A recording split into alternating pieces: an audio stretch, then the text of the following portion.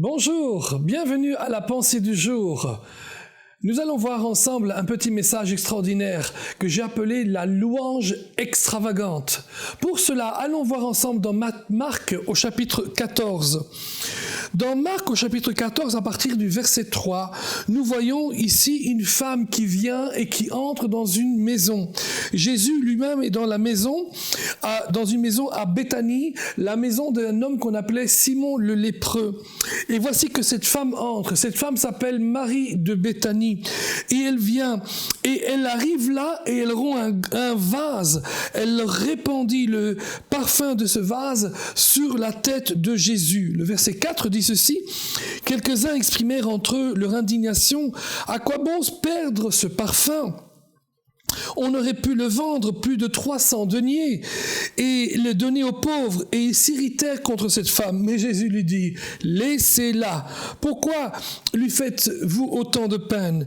Elle a fait une bonne action à mon égard, car vous aurez toujours les pauvres, etc., etc., etc. Amen. Et donc, elle a fait, le verset 8 dit, elle a fait ce qu'elle a pu. Voyez-vous, le Seigneur veut que nous fassions une louange extravagante. Une louange où on fait ce que l'on peut. Pas une louange qui est limitée par ce que nous entendons ou par ce que les gens voient, mais une louange extravagante. Pensez un petit peu ici. Comment pour cette femme, cette louange est extravagante? Tout d'abord, imaginez-vous le prix de sa louange. Elle a brisé un vase d'albâtre et ensuite elle le verse sur la tête de Jésus. Waouh! Savez-vous, ce vase de parfum avait une valeur d'une année de travail.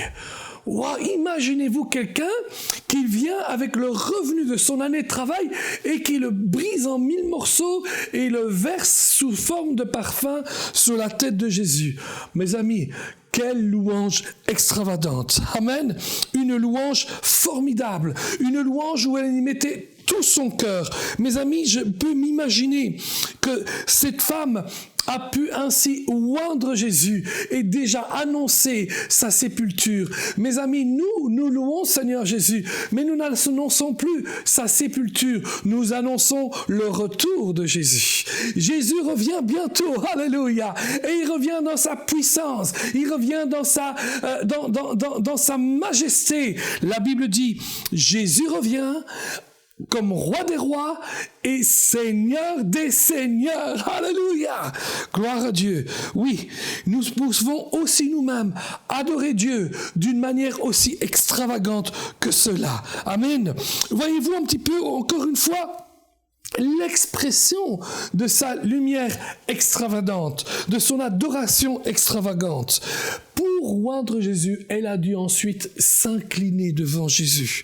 Voilà, c'est une grande déclaration d'un abandon total aux mains de Jésus.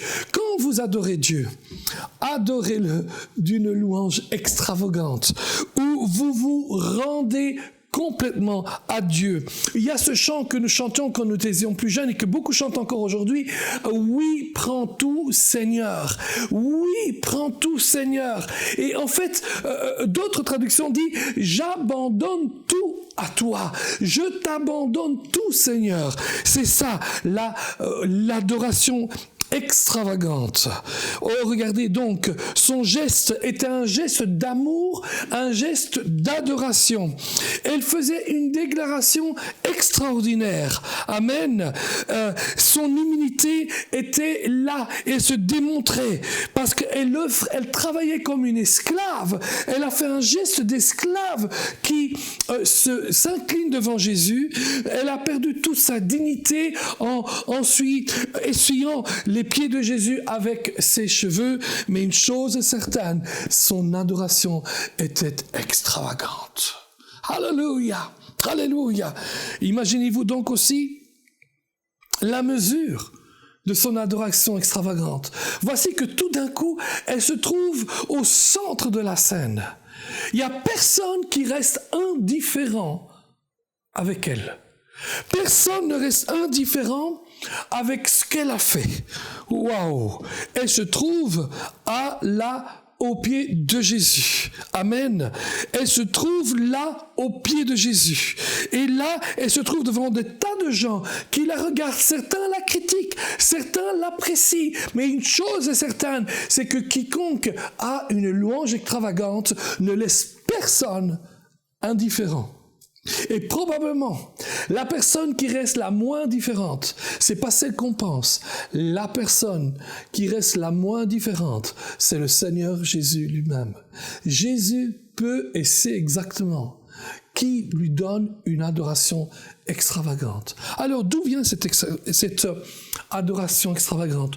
Tout d'abord, elle va venir de votre cœur. On peut faire tous les gestes qu'on veut, mais si cela ne vient pas du cœur, cette adoration ne pourra jamais être extravagante. Alléluia. Donc là où vous êtes maintenant, faites comme elle. Ayez quelque chose qui vous coûte quelque chose. Le roi David a dit, je n'offrirai rien à Dieu qui ne m'ait coûté quelque chose. Est-ce que ton adoration aujourd'hui va coûter quelque chose dans ta vie?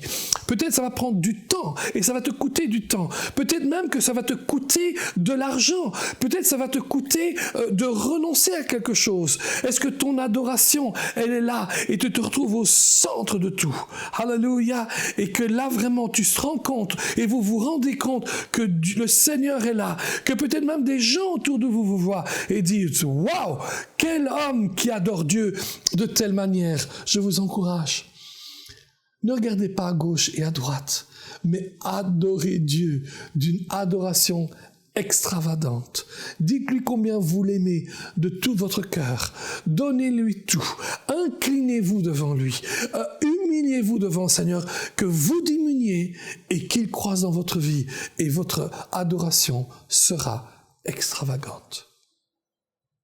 Pour aller plus en profondeur, vous pouvez lire et télécharger la version complète de cette pensée du jour sur le site enseigne-moi.com.